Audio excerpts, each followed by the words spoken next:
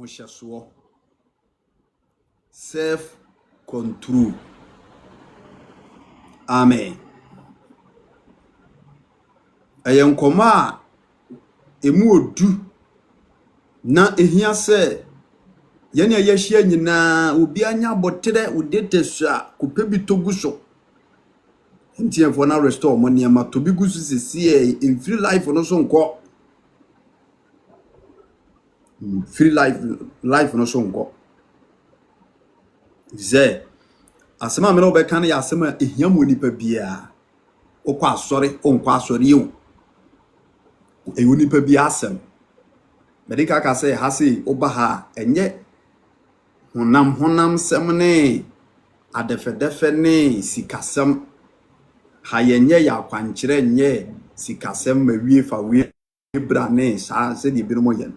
eye pure message Kristo Yesu anu asem a edi nipa be konkwa jim ehon komo ne edi ne ha iwia ne abompa ne ehira so ne obi akona tenaye nti me ba chew ahobrasiem Yesu Kristo na do abaha onkonkron na atwe aba se bejina life isu ne tie nkwaje sem enko ba bi nkochuroturo di mu obia enwosira na heya na ewo ewo Kristo asemu. Amen.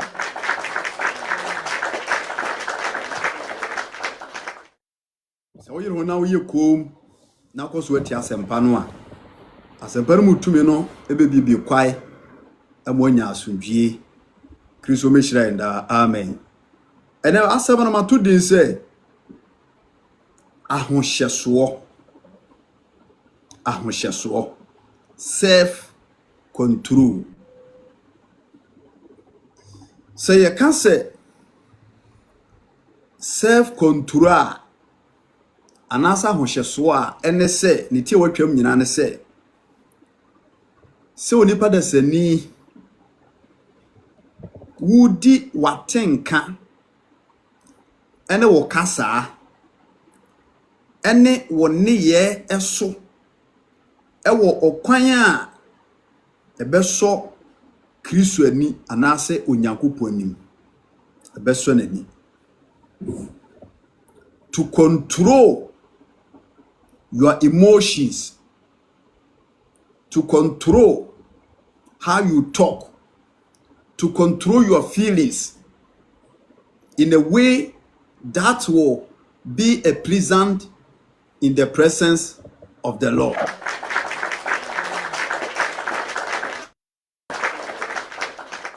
Brofu Ibrahim Branza na makikensi eni amaka no.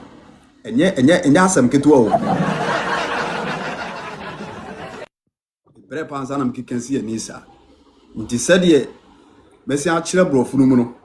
Mpa chaw fa ne saa ni twiri na mchire mu no. Ye ka ahohyeso a self control no a ene se wudi atenka nipa wo onipa bia wa atenka onipa bia akasa ana onipa bia so wo ne ye a woda na di wo na asetire no ndi saa ne ma wei ya mabobo so wei ene de yetete saa no wo hye so ana se udi so nkunim ama aso onyankopon ani Kristo ani. Hallelujah. Adofonom amepamcheo Kristo mu yabeshia with all due respect. Enkoma ye die enkoma yeni ayewo dwumadi Yesu nyina no esesi yetimi bomoden na yetimi nya enhyeso honhom. Esesi etimi ehye ye ho so nhyeso honhom. Esesi onipa bia etimi bompaye esire onyankopon anaso osire Kristo na omani bie ene bebrentimi nhye worom ho so bebrentimi nhye worom ho so na onipa bia no se ontimi anhye ho so ewo bribim na honamu no omane amatimi gi asabamu se pa enuguase oyenie owuo amane ani atorenchem ene ba wa akwem eti na no twonsem ne ka asem bi e de kire ye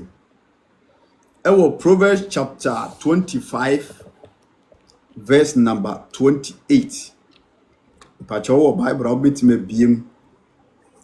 Proverbs chapter 25 verse number 28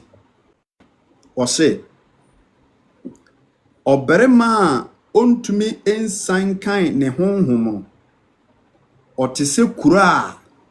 abubuo ya na fasuo eni ho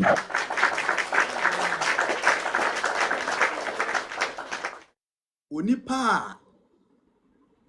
anasa oberema ontumi ensan kan ne honhom no otese kura abubuo ya fasuo bia eni ho. Hallelujah. Weye Solomon mebusam a wo tworoye edefa enhyeso eho self control. Nti o kan brofo no a o se a person who lacks self control is like a city whose walls are broken down. A person who lacks self-control is like a city.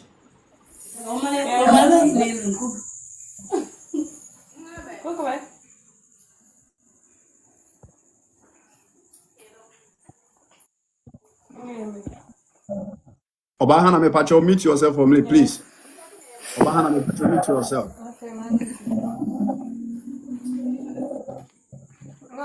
Mute yourself.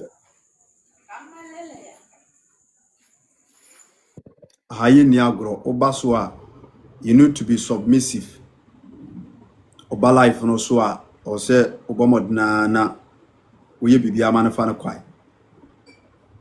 Wa mute ho a e disturb wona ewo FYP ene me a me kasa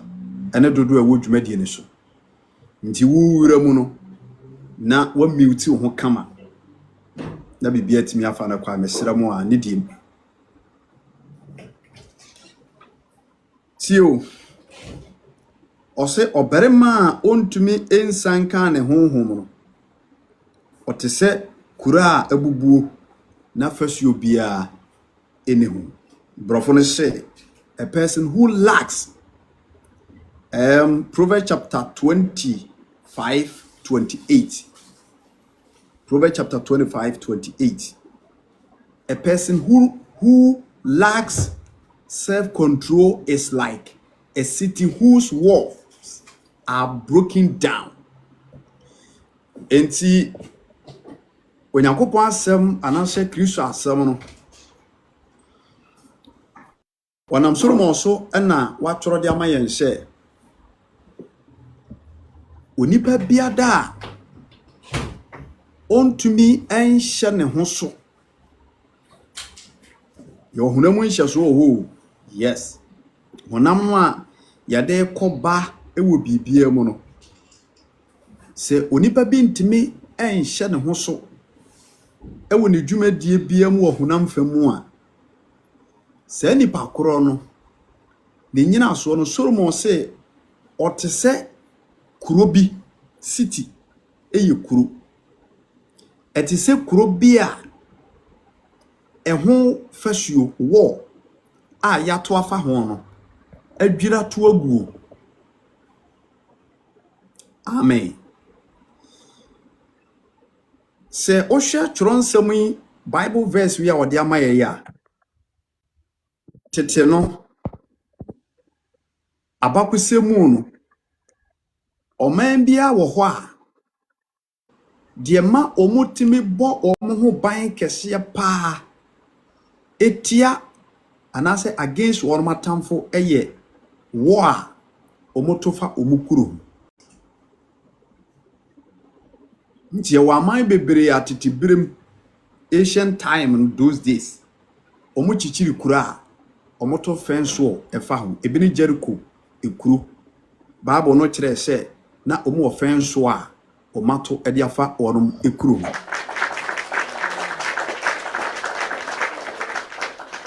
ene kura no okɔ wonom ahyia so ebi te sɛ Palestinian for ne ada countries ni bibra omu wɔhye okɔ America omu wɔhye wɔ omu wɔhye a omatoto yes said ebe ya territory fufuro bia anase atamfo enya kwai emewuram ensei omoman nti enei ne nseso bi mpo ho before say ubewura country bim se wo Ghana ubeko Cote d'Ivoire ubeko Togo ubeko Benin ye wo borders Florence Radiasun Drenkam Francisca, God bless you. Your borders. Inti borders wono ye wo abansifuo soldiers wo masiri ban. Ene nyina this century nyina sa de ne wo ho. Omobo ban. Amen. Ena tron semono owura Yesu Kristo anu asemono kire yen se. Onipa dasani biara se oye oba se oye bema. Na wontimi nya ahohyeso ewo bribia mu no. Ote se ekuro bia omuni bambofo ewo wonom ahye so. Omuni bambofo ewo wonom ahye so anase wonom kuro ni. Enti wo man bia omu emo ban ewo wonom ahye so anase omuni bambofo ewo kuro no mu anase wo man mu bia no. Ya na atamfo nya kwan ebogura kuro ni ebesie kuro no. Amen.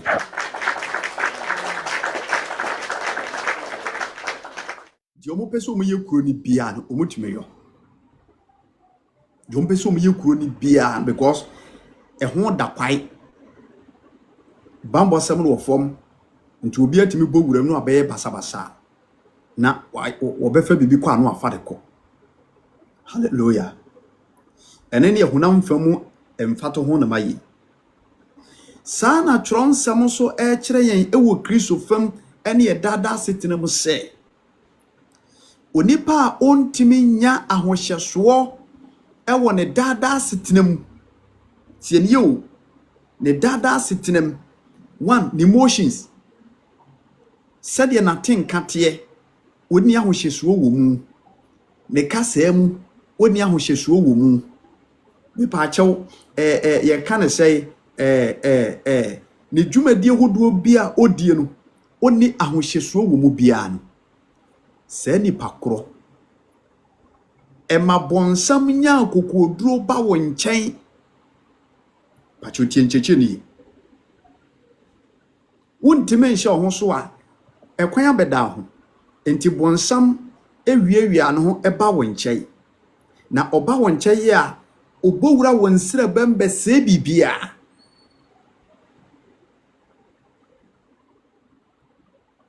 Brother Desmond, God will bless you. Amen. Eradin sha. Bonsamba won chen ebe se wo bibia. Because we need ahoso hye. Nti eba na sa adeboni bia na baba beto.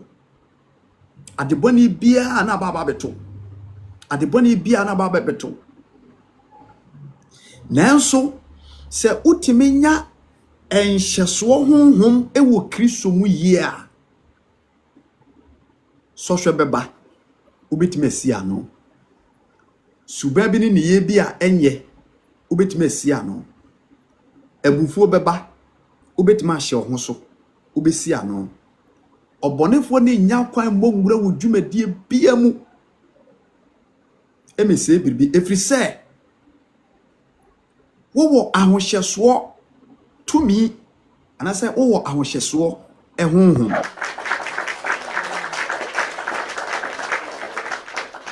mesire wura Yesu Kristo se enanadwi onche me no mienu bi wate enanadwi onche me no mienu bi.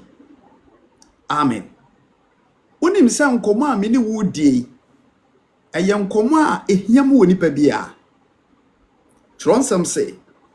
onipa a ontime nhyɛ ne ho soɔ ɔte sɛ kuro bi a yakyekyere fɛfɛfɛfɛfɛfɛfɛfɛ bibia bi wɔ kuro nim nanso ɛho fasua a ɛbɔ kuro no ho bai ne nyina dwira to aguo ne nyina dwira to aguo ɛte sɛ okuani bi ayɛ nafuo fɛfɛfɛ wɔ mfikyifie na empɔnkye ene mmoa bɔne ɛwɔ hɔ na wanye afuo no ho bai o mɛsɛ afuo no ba ho so no na me pa akyɛw wa bra to agu enti Kristo mama ne adɔfo no ma me ne mo hyia me pa mo kyɛw owura Yesu Kristo se yamomodena ne yentimi enya nhyasoɔ yenya nhyasoɔ ɛwɔ yedwumadie bia mu especially hunamu me kasai obu honma woni nhyasoɔ ɛwɔ abufuom yiwure fi sɛ ye nipa onipa ne yɛbɛyɛ nadeɛ anaso obi ne bɛyɛ bɔne obi bɛka kasafi bi obi bɛyɛ ne ye bi de akyerɛ ɛnyɛ bet ne bufuo ba pɛ ontime nhyɛ no so agye sɛ wafa ba bia pra wo bi ansa obu onma na bufuo ba ontime nhyɛ no so agye sɛ wadi ewu ansa obu onma na bufuo sɔre a ontime nhyɛ no so agye sɛ wahunu mogya ansa. Mr. Joe Mensch, God bless you, man of God. God richly bless you. Erwadin Shao. Yachia wone apesinyafo nyina Kristo nhyira na ba bia moko bi onfa moko dura somdwem. Amen. Self-control is very necessary for every one of your life is nyina. Either you are a Christian or not a Christian. You need that power. Ye hia sa tumi no ewo ye dada sitinem. Ye hia sa wodom no ewo Kristo mu. Ye timi di anante. Ahoso hye. Hallelujah. Se wenya bia ebeye dan ana watimi di abraboboni biso. Disere me kan obu onma oni ahoso hye ewo na bufuo mu. Oni bi enti amase ese wonam wonyina no oni adamfo ana medie mentimi no obi anante o meni adamfo me na mo nyina medie meni adamfo me peme nko amenante enye wo nko awonante na opew wakoma no entimi saa nyema no wakoma ni ntimi obi kan kakra bia wanto na buofu na okubodua medofo etoda hye wo so kakra hye wo so dodo enya asem bia na wote asase wodi abufo ko react enya asem bia na wote asase wodi America ekotuma America ko ye niam bi ena na me hwe one of the TV stations oyire pafutu lady bi baso ana odi na asem abedan wo no se oni ni kunu na tekama ni kunu ye ECG ni na ni kunu ye masem nti otete ye hu se be man ye masem ene ye phone no je se ene wa hu se so da ho wo ye ya papa no ayi number no afre no ate warning papa no ayi number no afre no ate warning ana ba akode se wa hu wo hwe chatting ne ade wonim se eye nikun ana ne mpra ne ma nipa kro fa number no ano frɛ ana wo se be ma no a wone na chatte frɛfrɛ no wo ye warefo ne yere ne me and what can you say ya tin nipa kro one was a hair mame we ababawa unim nipa kro wa frɛ no ana no was one why was menna munya yie se wasi wu ya me de pano bre mu me na me ye poto pano bre mu e ma mo de servo moyiase ena na de obetim won se me ne ukunu twempena me ne mame ase mesia me sopla mo pano ewa yi na se afi mami kutudwe gufom kokura na ni ewu ana opa che wo fon no so ena ne wono ananum tuo ana wo ka we nyina etoda penise penifo se opani due mate mante. Se toda na wan hya wo so maame wan hya wo so na wudi nyema bi achi na wanya abotre a be mo ade pa bi ahwero se be ma na so wo ma ne bi ogune ni mwase. Se toda no anya ahweyi a ubetimi atu anamo bi a eni kwase wutu na edie no gwase ebebrɛw. Yati asase we so ne ye honam na hunamu ni bia wantimi amomoden ama Kristo honhom ameboa no na wantimi anye ahohyeso bia no wabra bonyina so nyina ekɔ hunamu ema dane da nyina no woto bonimu ema wanhwe ya untumi empie. Eti Kristo mama ene adofonom enkoma me ne wudi me bono ntientia me pache wo utimi hye wo so minu abema mi bisa o se utimi hye wo so ese won se waba Kristo wo ye Kristo ni waba Kristo nanso so enamfo bi edaso a twetwon pese omudo sa ko wiase abraba na enya ofiri mu no omo twetwon omo pese omo twetwon ade wo ko omo twetwon do wako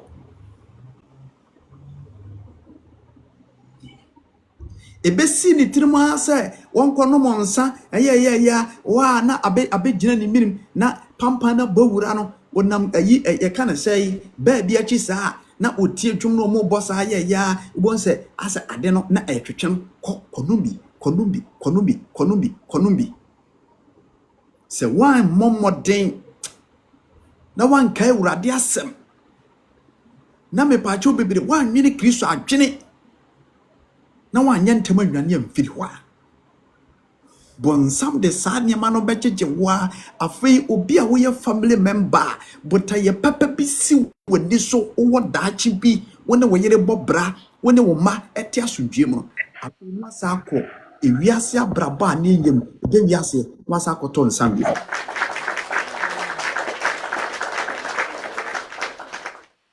obi timi bonu wo modena se me menya masemu biu menya masem biu mejai nanso unhu de beye na oba wo so woni na ja na asa akọ na nche bi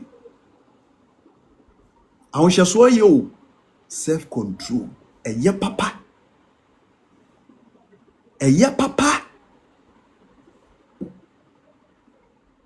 amen obezu oba anu so the same thing emire bi mene ababa obi frɛ me na mene ni di nkomo afutuo ne kasakire ya o say man of God me de menamo no edi na wotwe na se mene be ma na ya me huntomi o ya person kana nko oni ye ne kwa asore ni bi ya twene ba ya asore bi ena ya ne kasa ya tu nifoa en wotimi bo modena hye ho so 2 weeks neje say we did 10 years no 2 weeks no lady ni hye ho so 2 weeks no we did 10 years to ofre bia sofo ma ya de o sofo anam so why ya de pa why ya de 2 weeks was a share kaneno any 3 days to kura 3 days dey se mache esesa me koma me ne be ma kokko hyiam se be ma no nya ready kura me ameko odofo me nka mu lady na de mase nanso me ka de ya futuo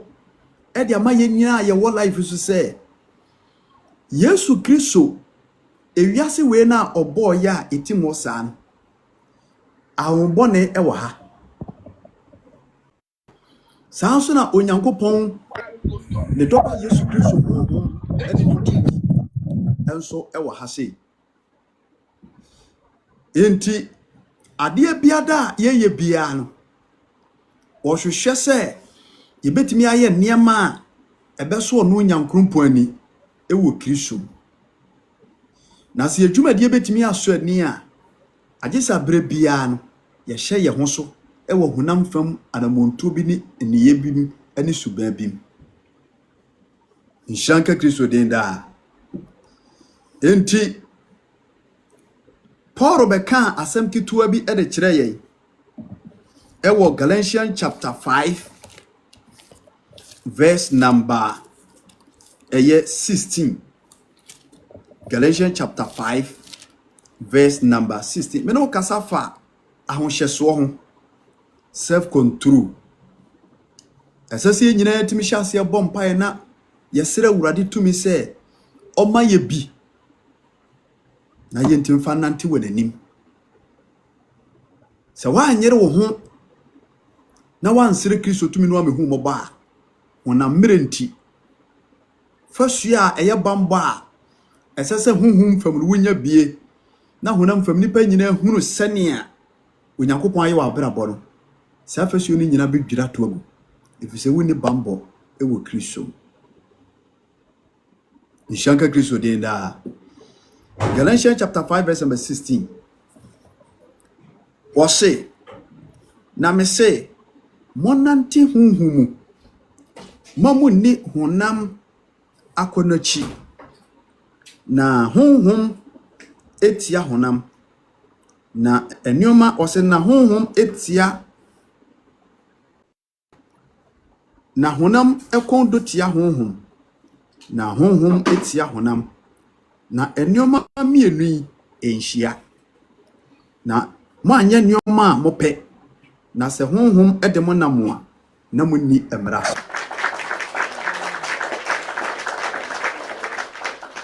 Galatians chapter 5 verse number 16 ɛna yɛkenkaeɛ no. Ɔse yɛmɔmɔdena sɛ yɛbɛnante ɛwɔ honhom mu, na ma yɛni honam akɔnnɔ akyi. Hallelujah. Honam akɔnnɔ ɛne honhom enhyia. Ɛsɛ sɛ wohwɛ wiase wei na yɛ timu a sɛ honam akɔnnɔ afa wiase nyinaa. Yes, honam akɔnnɔ afa wiase nyinaa.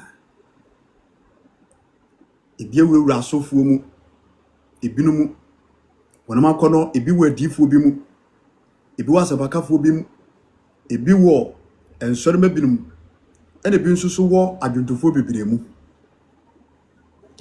Na Osmafo Paul asɛm a wɔka sɛ honam akɔnnɔ wei ne yɛ akɔnnɔ bɔne ho asɛm. Akɔnnɔ bɔne ho asɛm. The lust of the flesh. Sesei atua tese ɛwɔ wiase. Enti owura Yesu Kristo ɛnum asɛm a mene wo kan, nti na asɛm ato de sɛ self control. Ahoso hyɛ sɛ wo hyɛ wo so. Yeye generation wei eye generation bi a akɔnnɔ bɔne edua esi asase so. Tinie akɔnnɔ bɔne edua esi asase so. Ayɛ aduaba aso dekyɛ. Abre ene nipa bebrebe egusu a ɔmo tidie. Nti na twɔn sɛm de kan na ebi yɛ de wakɔnnɔ honam akɔnnɔ ena edi afra ene nipa bebrebe atu agusu. Amen. Nti bebree atu di honam akyi ama akɔnnɔ no anyini ewo bebree mu a aso bɔne a sesei eje ensemu. Nti nano abrantie bi papa bi owo 62 years a wɔkɔ ne 70 watimi akwache akwada owo 12 years ene na ada awripu akwara no. Hallelujah. On the one shen hoso watimi anshe na kono so me se ahonhye so medofo ye nipa yete hunamu yi onyankopɔ bu nipadua no ode akono duedue obia mu obia obi na so se wanhwe ye na wode etra so se kimu a isanse atra so nti no bonsam be wuram na omo akoye ade a ede anu guase ne ani wo ebe brewo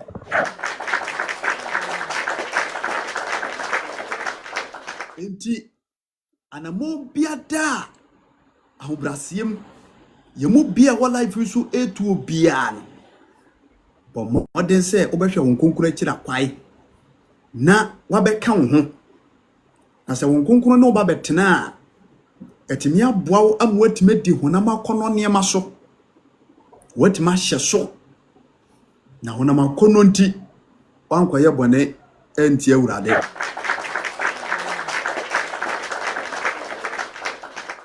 It was same say monante ewo hunhumu mamu ne honam akonochi monante hunhumu mamu ne honam akono echi sese bebre ya na ema were ho se ne kristofo bebrebe edi honam akono echi honam oya brantie odu brese so wade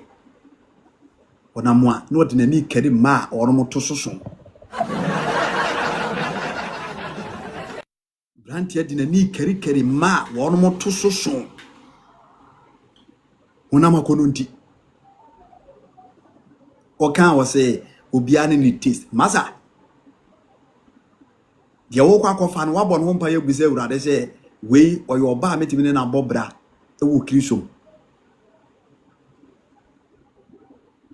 oyoba metime na bobra ewo kristo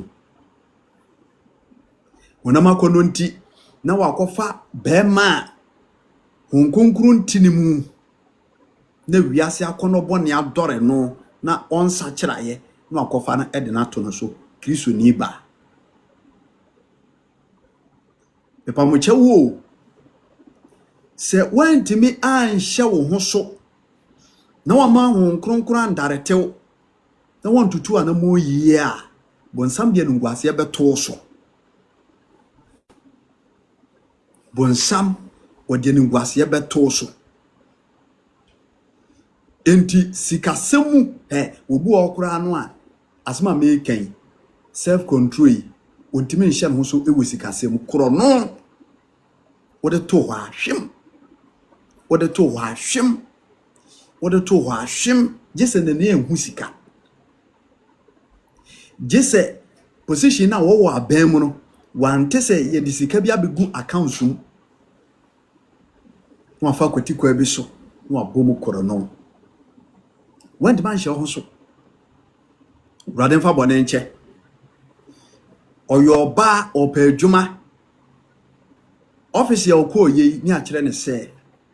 ampa adwuma wa ha na nso manager no one na keka ansa na befa no based on one condition. So what you say, my men would die in Sabeka Juman. The Christo ne bar who at me a man who quite the Jumawura and another ever came. The Jumawura and an aquada ever guest house. The Jumawura and another ever office. The Jumawura and an aquada ever metimodna bed the so.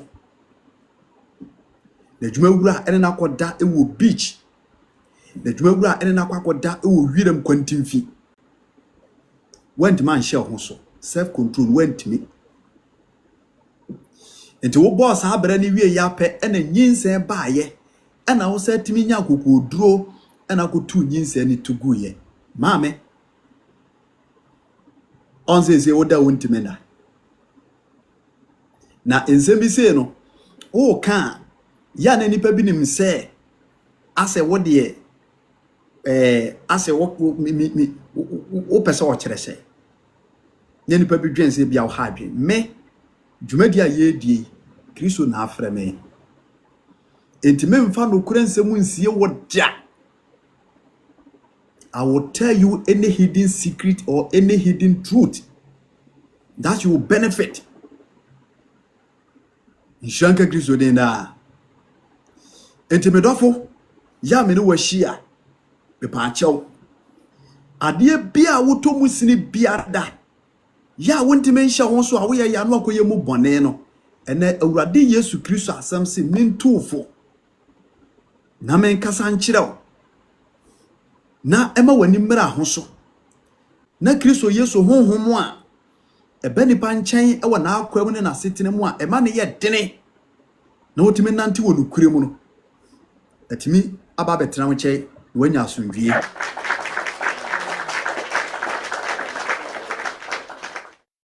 Ni kuna tu kwai ewa akwantuom na yire atu kwai ati baabi ono nkwa na tie idwa na adwade na aye oba warefo a wo kuna tu kwai idwa na dwoa e ba chaw e abrabo be na abo no wo dem ho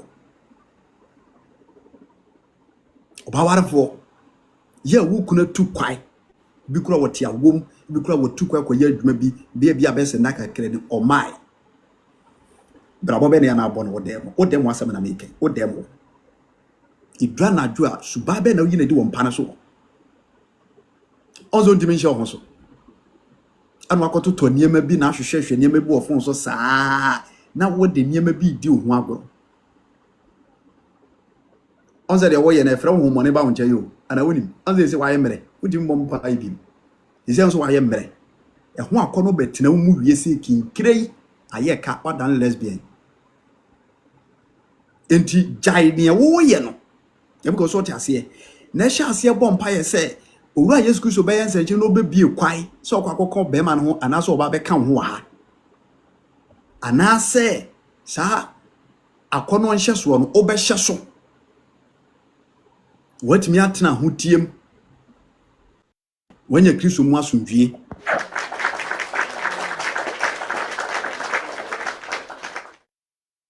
So obi ntimi anhye no ho so a enunguase na to no eti Galatians chapter 5 verse number 16 no brofo no say, so I say let the Holy Spirit guide your life, then you won't be doing what your sinful nature craves. The sinful nature wants to do evil, which is just the opposite of what the Spirit wants.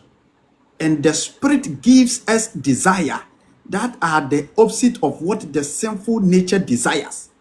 These two forces are constantly fighting each other, so you are not free to carry out your good intentions. Hallelujah.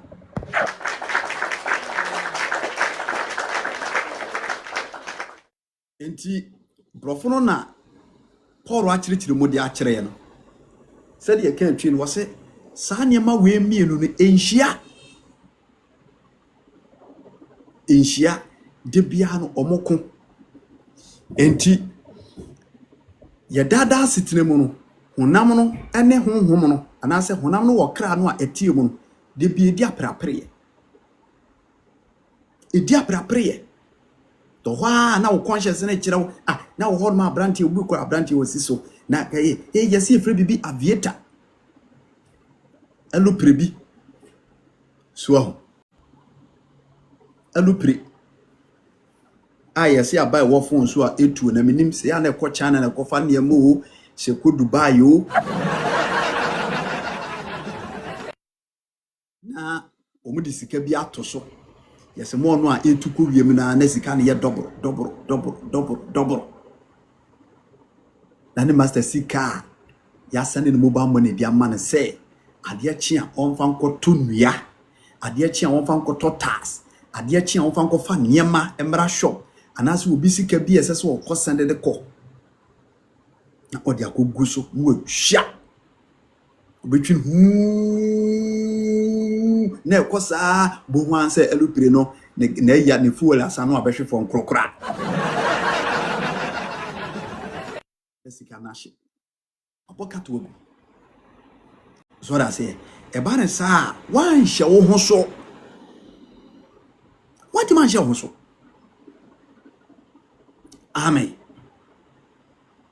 adwuma hey membre hey na botre o munyame kukukuku o ma abo so obi eka hwehwem kwa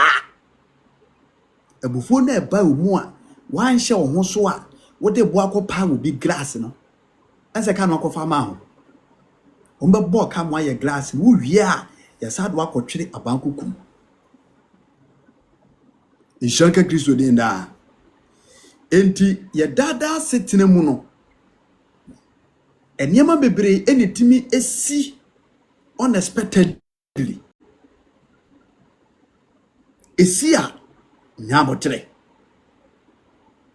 na adwene ebuye take some minutes na relax na adwene ho kwachiri na saabre no bompa ye wadwene no wakomam na awurade Yesu Kristo ade hu kunkuru tumi ba be boaw na watimi ahye wo ho so na saa sohwe no a eban isanse hu kunkuru atima ba mu na watimi ahye wo so no tino so we no betwa mu akọ ama wadi nkunim ama wanya wasundwie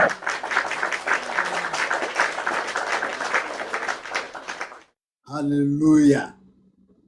enti honam wei ya ekitaye no eniema bebre ene bata wonipa ya brabo ho a emoa ema yani Kristo ntem no entimi nwenkunimdie so enti saa niema no dooso bebre eno na honhon kronkron enam Yesu Kristo asem so tuefo se saa honam akono ene okra no a etie mu a daache ebekọ Onyankopon tasefo nche no ene ne di akon de bia to obi din tokwase betima behia ebetima ya akasa ebetima yesika ho sohwe hallelujah ebetima akwakoye aware mu problem bi se we nya bote no anhye ho so a afi no akoye bone e wawade ni nti Kristo mama ye share more life yi so a yetu ye hofo self control mesre adoforum se momi emfa mpabo ene nkotosere enhwehwe emutumi no bi emfiri owura Yesu nche no nche yibi aya adoma chede eye adoma chede kese pa na no meka nche o se ye kana say tamana menware oba bi ebeda me nche ma de ekye manka ho azama njira ozere bi ameka na me de aye futu se manhye me ho so a keda no kenungwase to hallelujah enti adie bia mu no me pa achew wabe yo jidini wabe yo Kristo ni ema kwai ema fasua eye Kristo mo bamba ewo ho eye awurade asem ne na ho nkonkron no ema na nhwiase so hwe ne beba nenso me pa achew hye ho so no wankobusumfie yare binti Shawonso na mepache wan kokontokwa abufuo binti shawonso na mpache wan frensua mu obidua mepache wo shawonso brother shawonso na ababa wabi amfa yare ama me yewo mene na media no so same wore ho ahopa se Ghana ha wo mo pe ayi aban adwuma aye na yetimi enya 1,300 people a omukoye test ya ekere se omo HIV emo woni bi wo mumogye Ghana youth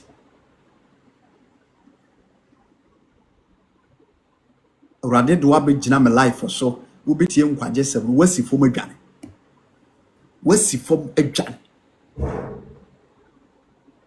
adwane ompe no kore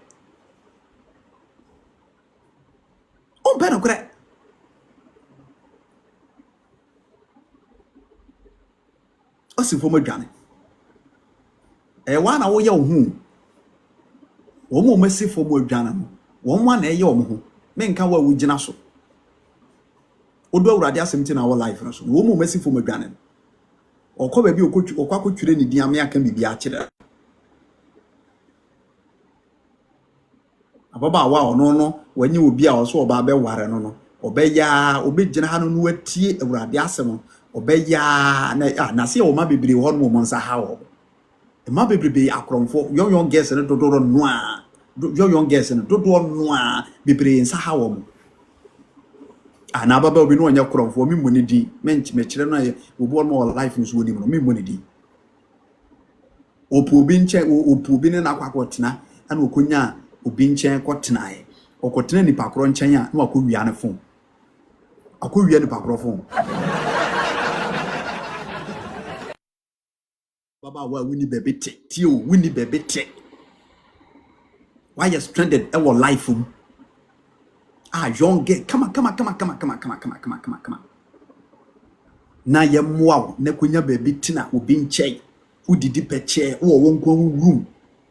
a high density royal foam high density and now that's not fine but ho flash screen but them will come abaya wo dance all that sorry ho kura no ya cast ho nyina ya hihye pavement as ni bi nti e wira bi ani ho didi peche na ye e ko wi asa na ko wi ni pa krofo akobokoro no abrante wako ware sa wo ba we bi ene netia nya asem no wanya amane wanya asem zora se enti dodo a ye no hia de bia e wo life iso Kristo mu no kwasem pa na me na wo che me posisi a enti afuto kakra me de mawurade mane adofo no nyina ne se abrabomu ahohyeso ehu hia pa obu okura obetimi ne na hia na wo teste wahwe o teste wakoma ahwe so wo obi obufu ntentem a anase wo teste wo obufu ahwe obu no be teste wo discover teste wahwe it is a one to me anya ho so you can say enhyeso honhom na koye niam bi toro ka ogu hu ni mase na mo ni ko bibi o ma kasa bi enye firi wo no mo ba o ma ba bi eni kwa ase woko odo anamo ko tietia wa na ase woko a e do haw ne ngwase na eba but obi a wotime hye ne ho so biada ora Yesu Kristo enhira enene nante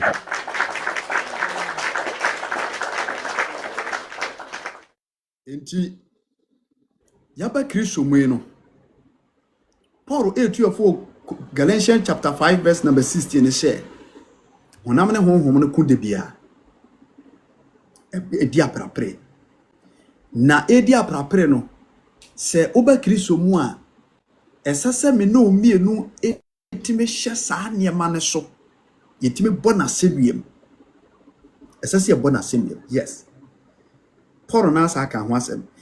verse number 24 Galatians chapter 5 verse number 24 twi ne say na wona woye Kristo Yesu dia no woroma bo honam ene ne nhyeso de ene na kono asenuem ene ne nhyeso de na kono asenuem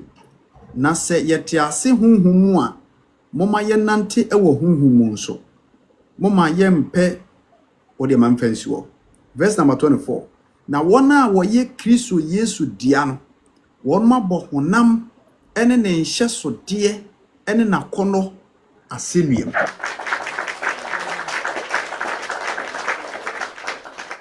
ose wona woye Yesu Kristo dia no honam we na kono no o mabobo ni nyina asenuem nti bebise wo ahobrasiem ligidi ye pa se me no mienu eye Yesu Kristo dia ana ye ni awurade ni Yes, of course, we have accepted him as our personal savior.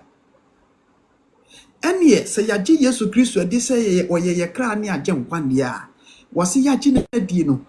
As I say ye bought onam and na kono and an shaso diana senior. The Bibisa say, Honama kono, yetimi bona senior wana. Yea, yetimi shaso. Na ya shaso ni abona senior. Galatians chapter 5, verse number 24. What say? Those who belong to Christ Jesus have nailed the passions and desires of their sinful nature to his cross and crucified them there. Since we are living by the Spirit, let us follow the Spirit leading in every part of our lives.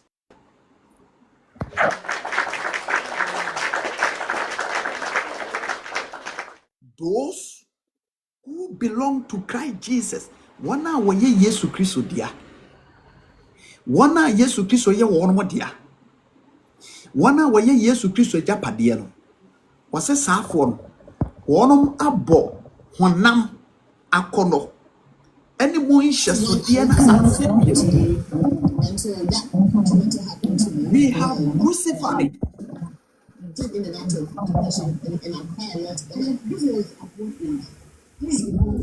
We have crucified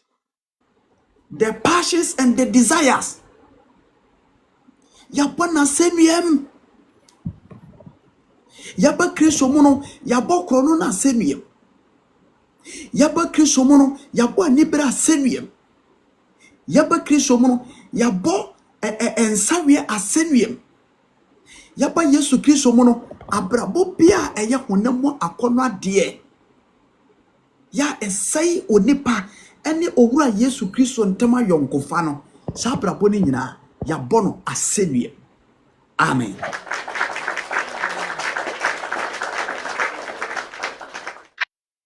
Nyama ede eningwase wo hawo abrabo machirisan enyama ensem fata ebebre ye ne yekra ho agufi no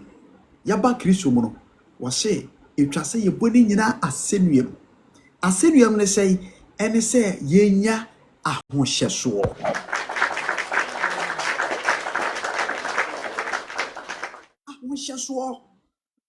adofo mo me yenhye ye ho so bra ya bedi Yesu Kristo achi mo me yenhye ye ho so sabufo ha wa hye ho so sawo pentoko ajai obufo ya na frem so ai ahohyeso wa Yesu Kristo se o ma ye nyina nante wo Kristo asemu no kuremu kakra na wo yira wo yira ko wo abamu afefefefe abaya afefefe bu okura no awo ntafo na wo yire kodi holidays e wone maame ho aba na wo afa wo yira chi asane e mafoforo na ededa asa ya kono bone akono bone na ye wosa oba wo yire pa awo kama akone maame ho kono no mabeduro edidi peche ahihye ama honam no asesisi ni dadem ama bi kura beka ho 3 months untime ntwai 3 months po oba ne na ware so many years na 3 months pe untime ntwai aye no me eno abetra so bi untime bra wonu nyam 47 na wotimi ayenhwe ko ama soko ne ma baba awa bia woni huna dware woni ne huni sente kura won ho na wei na wo firi wo yira chi a woni ne etwi so wei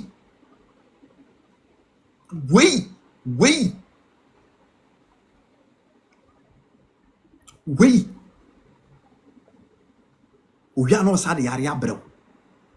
oya no sa de pressure beto so ese hweka wo bono wo oyira chi hweka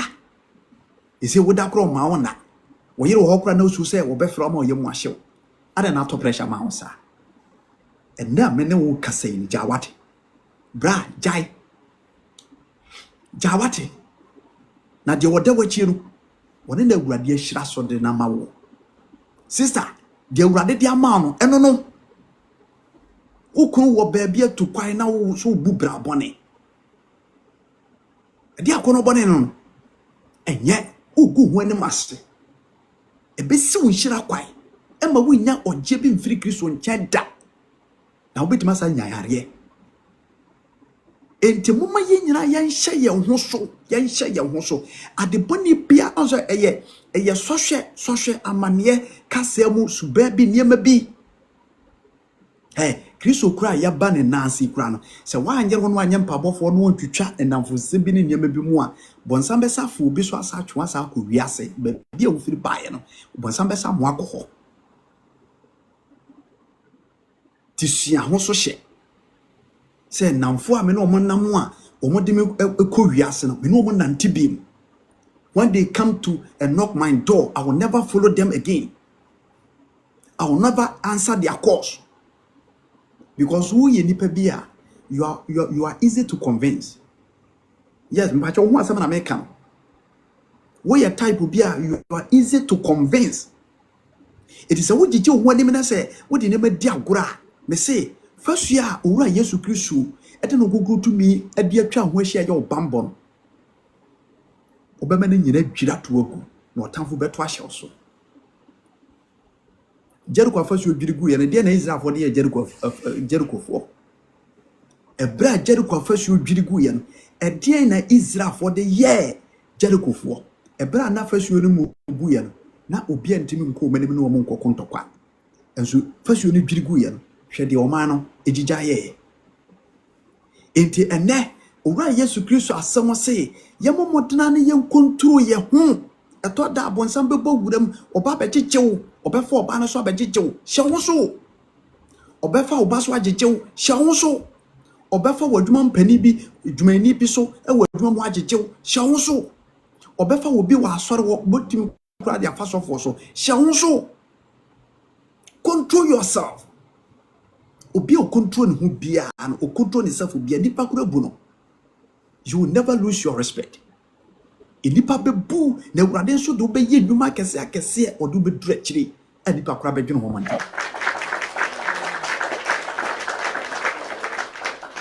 If we say woma omutimi hye omunso bia no ya no omuni Awurade ntem no apam bi eye adwuma. Amen. Enti wona wo ye Yesu Kristo dia no o mabọ honam ene na kono so o mabọ honam ene na kono ene na nhye so de asemiam ene no ye kan no Galatians 5:16 no enti honam we no ye wa kono bebre wo honma anase ye wo honam akono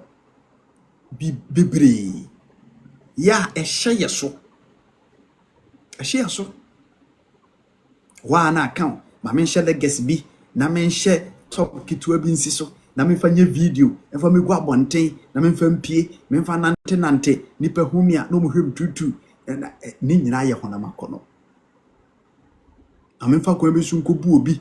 ma me nkozan obi me ho kire mia na okoye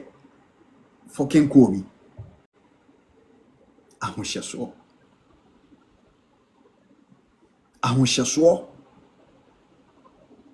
we odifo a etoda kura ensem wo ma Awurade de be kire wo hye ho so enye ensem nyina kura ne yeka na de ohunu ya na akoka hunu ya na akoka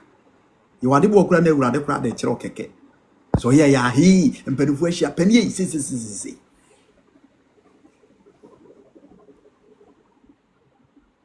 amen. Enti yanhwe asem bi a Paul nso ka fa ahohyeso ho 1 Corinthians chapter 9 verse number 24. Ode yanhwe ewa pa me kan wa me tamo no yaso 1 Corinthians chapter 9 verse number 24. 1 Corinthians chapter 9 verse number 24. Ose na munim se wana wosi America ekan no wonyina to birika no de nanso obaako na onya enkunimboɔ no saa na muntu America na monya bi. Verse 25 na obiara osi agodie kan no onson ne ho enoma nyinaa mu na wɔn de wɔyɔ de wanya abotire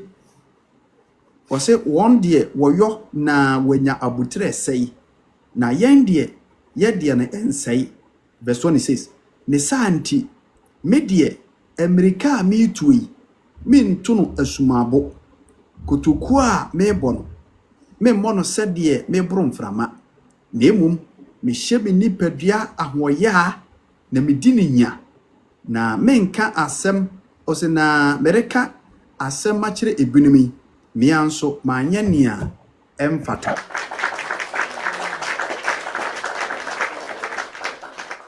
Amen. Osomafo Paul na etuafo wɔ ha yi. Paul kyerɛ yɛn Kristo mu anamontuo America yeto dia pɛ nkwagye wɔ Kristo mu no ana wɔde ɛyɛ mfato ho te sɛ athleticsfoɔ wɔn mu tu America anaasɛ wɔn mu bɔ ball te sɛ World Cup ya ɛkɔsui. Ana Paul kyerɛ ho sɛ obi a ɔbɔ World Cup anaasɛ team a AC akan no wɔn ne fa oyɛ training hard onkasa yi ana me ho dodo me ana training we dey hard dodo coach ana we dey mintimi ana ho ahwan no onya good training na training na onya no said ye be ya okọ field a obetimi abobọ no edi nkunim America na otuo no obetimi atu anya mu nkunimdie ana Paul kyerɛ sɛ saa nkunimdie kura na wɔn mo enya no ɛsɛe efedi asase so dio nanso yɛn ye Kristo sum anamontuo America yetuo ni nyina ya botere ya dankwa no emfedi ɛyɛ everlasting ade a onsa ka emfiri wonsa. Enti Paul kyerɛ mo sɛ ɔno no ɔmfa ne die nia agoro na mmom ɔhyɛ ne nipadua yaw ɔmma nipadua ni hunamane ɔmfa die nipadua no akɔnɔde ma no. Amen. Eno na boa Paul ma enitimi ye den ye Kristo adwuma wa ahotiem self control Paul share ne ho so. Hallelujah. Na yemi se ho se ye ya wie bere ma Kristo fo etimi share ho so ana etimi share ho so toto na etimi share ho so enti bebere ti Kristo nase bone atade emfonso atade adwamamɔ de krono de enkontompo de basabasa yo masturbation ani adruso nante pesemin kumunya ewiase abrabobone a adruso nante pesemin kumunya ena afro afa nipa bebre aso yede ti Kristo fie yede ti Kristo nase ede sa brabo we ya brabo funu ya brabo fi hwehwe nkwagye ewo Yesu Kristo mu odofo si ede sa brabo we nante a ye nya nkwanta. I need to tell you the truth. Said it be am canon ye nya nkwanta ye de sa brabo we nante wa asase we so a bi si ye hunu nkwanta. Enti ade biada me pa mo che honam fam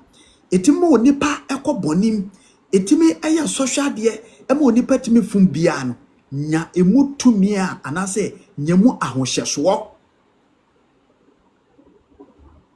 If you say ade bia honam we pe bia no hon konkron pe ade bia honam we pe bia no edi nipa kosohwem etimi de nipa kwa amaniem. It is a one more near na ho na wan nwini Kristo adwene a obonfo no be fa enada ketu biso na obeyi wo nkwadua afiri Kristo anim atemo.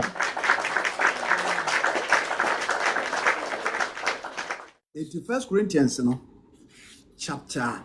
9 verse number 24. What am I kind English, you know? Na you call your next verse. 1 Corinthians chapter 9 verse number 24. Self-control. Ahonso hye ena me wudi ehon komo no. Ahonso hye ena me wudi ehon komo. Medofo a me wo hia, me pa che utimi hye ohonso. Se wuntimi hye ohonso de a ene me pa che uti asem yi na efa esesa. Efa mpabo kan wo fa Kristo asem ka ho na owura Yesu Kristo ahonhyeso honhom no onche obi na yentimi fa asem no nante ewo Kristo. 1 Corinthians chapter 9 verse number 24. Yentie de Yesu Kristo asem eka no ha onam Paul so say, don't you realize that in a race everyone runs, but only one person gets the prize? So you run to win. All athletes are disciplined in their training. They do it to win a prize that will fade away, but we do it for an external prize. So I run with purpose in every step. I am not just shadow boxing. I discipline my body like an athlete training it to do what it should. Otherwise, I fear that after preaching to others, I myself might be disqualified. On sell Osman for Paul, what they are someone atudja was sudia. It is a one year in a one. One wa ye chirichire near all chirachidem. Se one year in a one. When a mere and when a makununti, and sha now a phone na when young quaji. So when you nipeduania, na when ya self control, and sha na one when young qua. And sha no when young qua. Obi a software, when Dimension also, a soricica, a becanus, and do a D.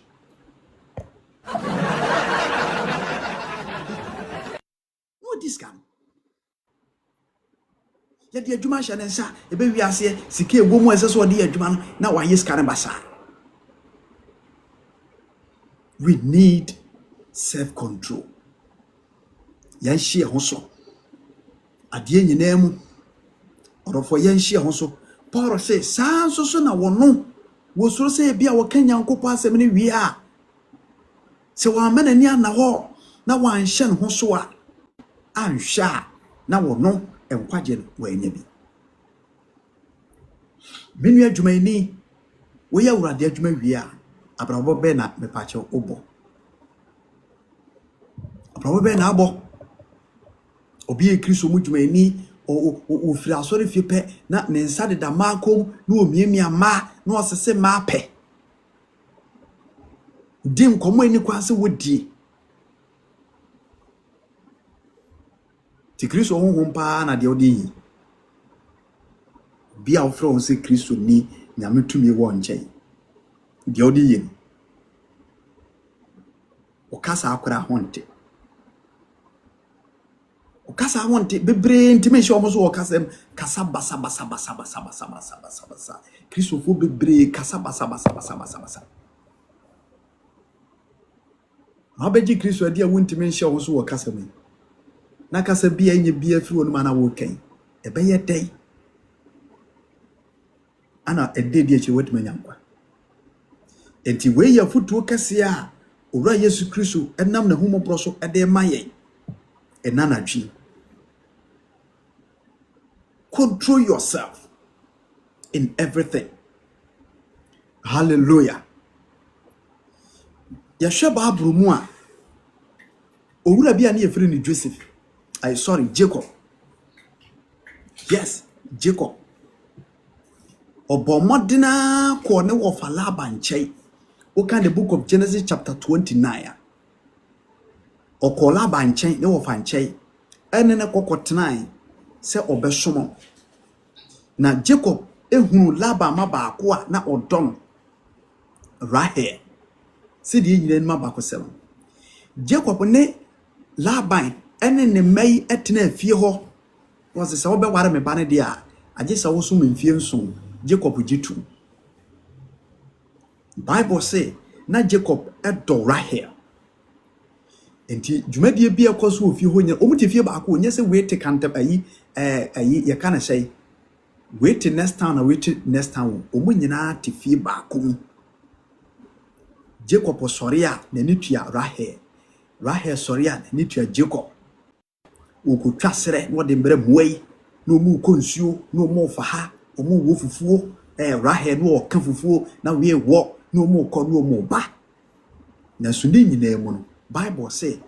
Jacob anye Rahel boneda Jacob anko miemia Rahel da Jacob enura nadwo anase nwumere a Laban edane dem no Jacob amfa Rahel anko hye edane chi wo ene na ni agobone da wo hye ne ho so Jacob wo hye ne ho so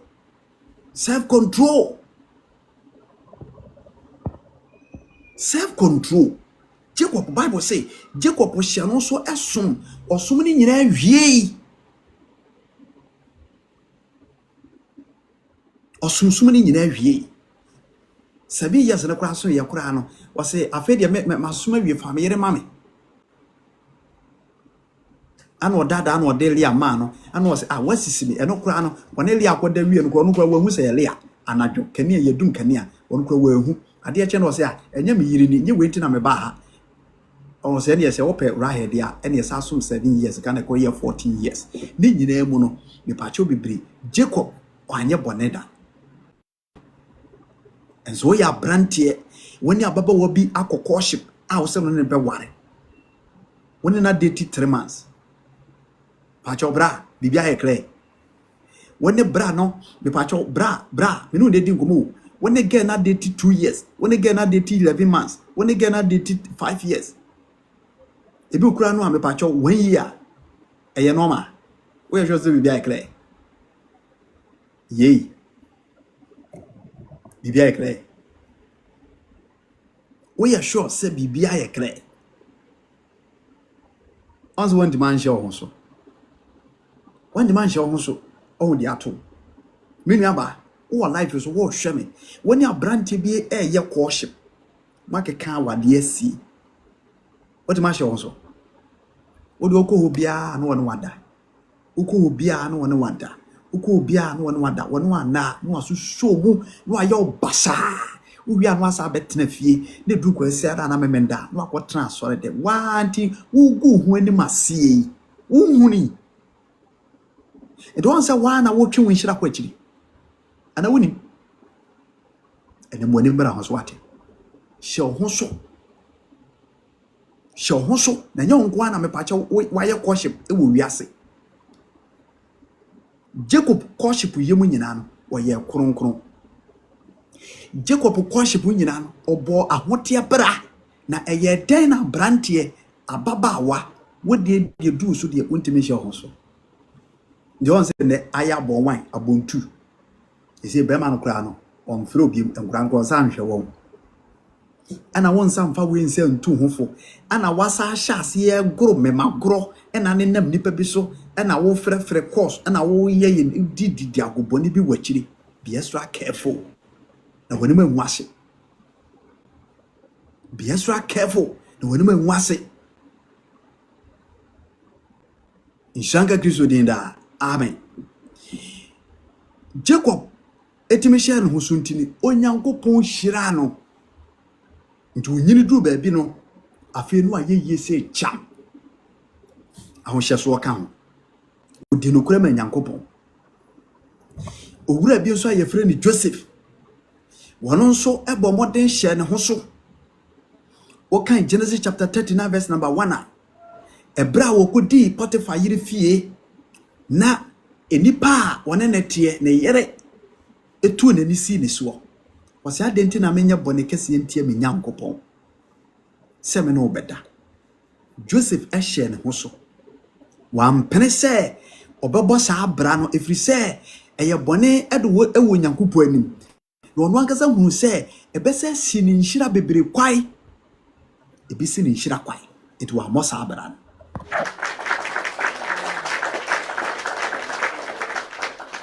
me say ahohyeso so hwe beba amane beba na so Kristo ni wodofo amene wahia bomoden na de nyina mu prese obehye ho so prese obehye ho so na wagina ma Kristo na asemu tumi no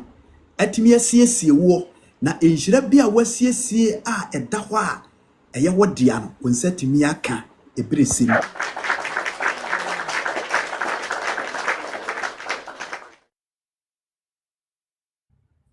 owura bi so bae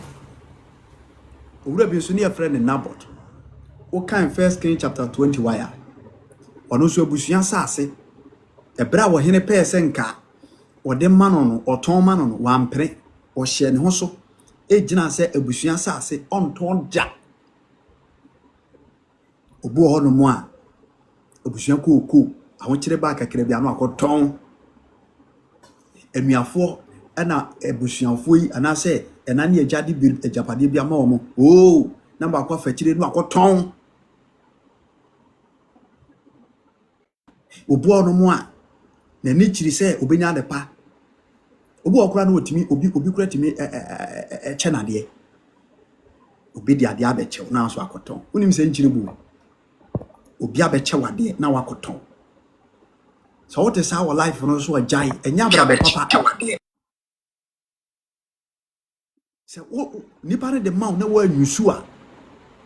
enya de se obema afufuro bie woja enti binuma obi beche mu ade a se ye mpaboa se ye fon se ye die na mode na makoton na mode sika de gumu botom no woni nyansa nche nipa no ode bere wo no ato ade no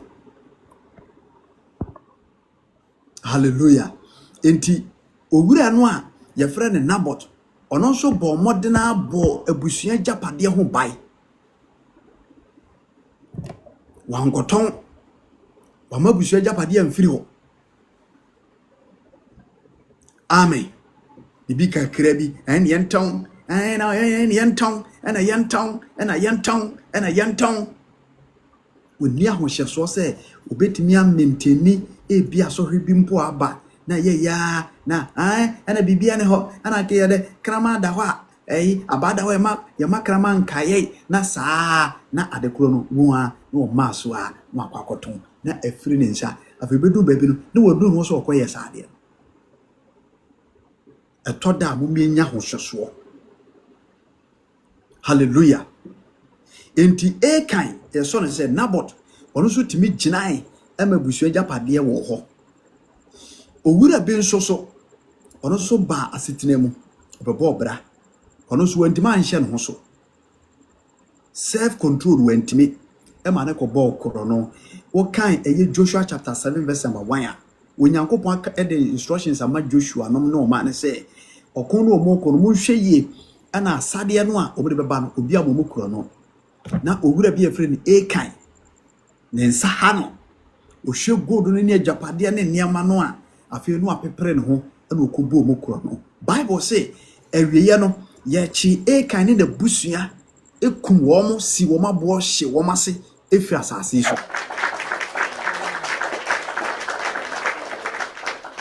ahohye so a abrante no entimi anhye no so na wo ma nani ko bre onyankopon ade enti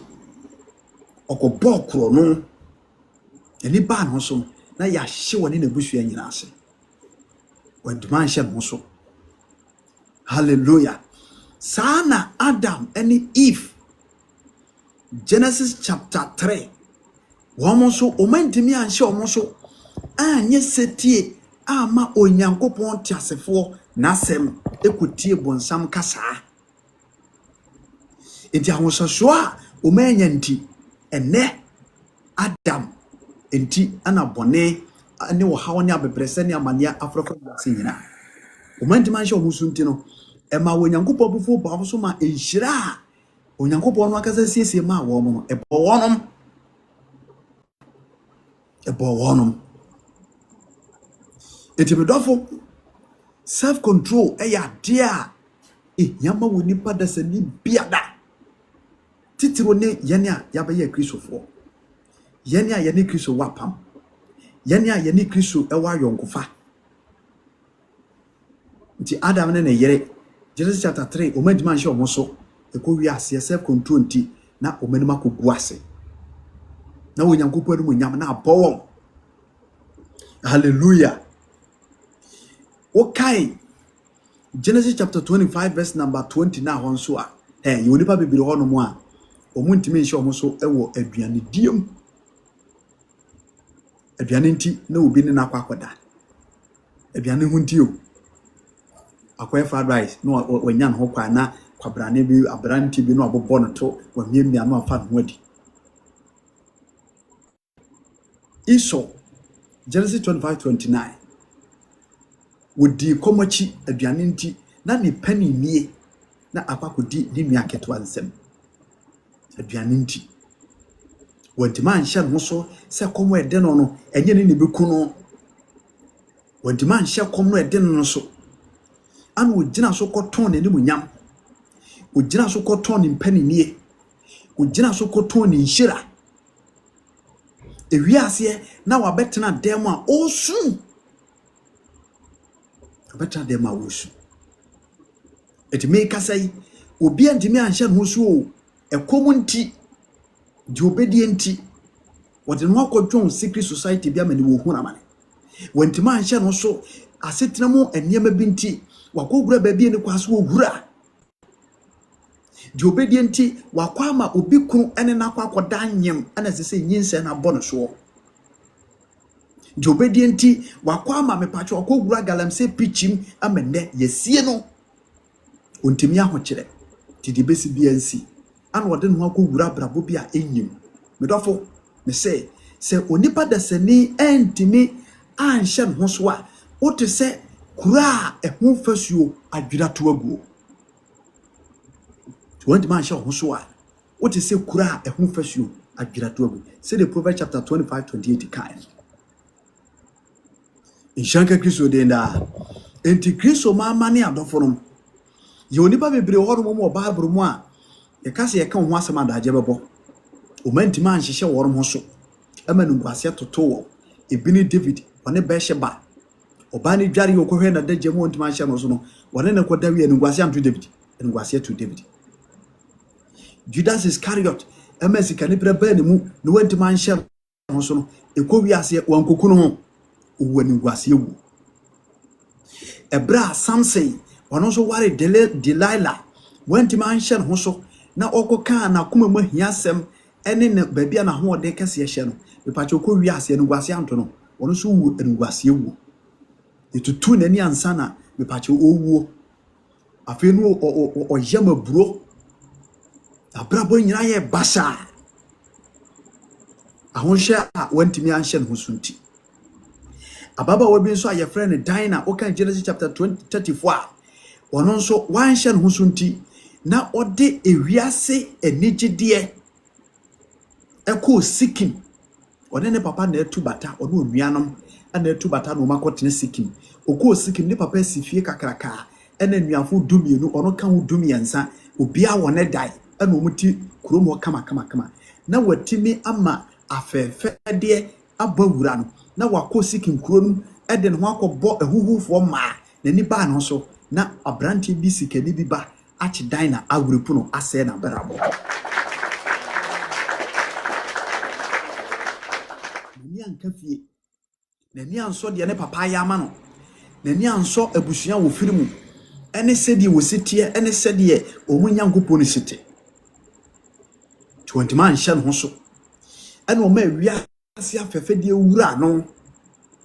tinani ba no so na brabo nyina ase enti sanhwe so ya maka nyina kire se onipa da sane wantimi anya enhye so honhom a engwase ato wabrabo jija wabrabo sei wontimi nso aba papa bia wa asase so nanso se onipa timi nya nhye so honhom na wotimi de disoshe hodo bia so amane bia so subambone bia so nkunimu a onyankopon de nhira wo de hira Joseph onyankopon de nhira wo de hira Jacob ani afoforo binom wo de say nhira ne bi hira wo e ma wo so aba bebre e wa brabom Kristo mama ani adofo no pa mo chew ewiase onyankopon e na boye ena wodi emu dwumadie nyina so agu yanim bonsam onye bia me kase wana hona mere so eso nipa bebre hwe anaso wana hona mere so ewiase nipa nyina hwe menum no abeya Kristofo yi ade bia eye ne ye ade subai kase mu bibia mu e ba chew die ebefa bia no ma wabotre noso na ebo modena se enya de papa nko ade a bo modena na fa Kristo asem ene won konkuru tumi hyaso ewo Kristo na awurade enam so ama dache enkunimdie bu bo sha wode ahye ye dankwan yensa timi aka bi a efi ne dem ene nkekaye ema ofri se Paul kan se ono a wo kan awurade asem se wantimi ani ni nipadua nya na wo kan Nyankopɔn asem ne wie na okobu brabone a enya de so obenya nkwa enti yamfa brabone ene eniye bia ensem fata entena Kristo fie ense nya nkwaje ema ye ho ti sa suba we nyina betima firi yakwam amya ye pe ama Onyankopɔn ene Kristo agye atomu a agye se ye de enhyeso papa ehye sa ne bene nyina so. Let's all control ourselves. The devil is a liar. Waware, onware a onware. Emfri awurade asem nkoye niam toro kan ba se bia. Na wa wontimi hye ho so no. Wankasa wo so aso a wo haw enome eniguase ene de ma ho. Eniguase ne ba me emeka mi o. Ebeka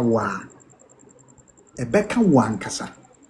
Titutu niema yi nefa ho to Kristo asem so yi nenya ahohyeso honhom self control na awurade tumi aboawo na daache nkwaje no yensa atimi akabe medaso eha ena medewo esie Kristo enhira awurade ma ene adoforo mu nyina dodo a ene anadwi menemo ehia ye nyina ba bia hwe me firi bia na Kristo nhira akasima be se enum na ndondo abo dwumadie Ghana time 8 pm bia na yeba dwumadie so ebedi nkomo sabre na bia lines na tum wo bibika wo enasem na baaye no wo bibika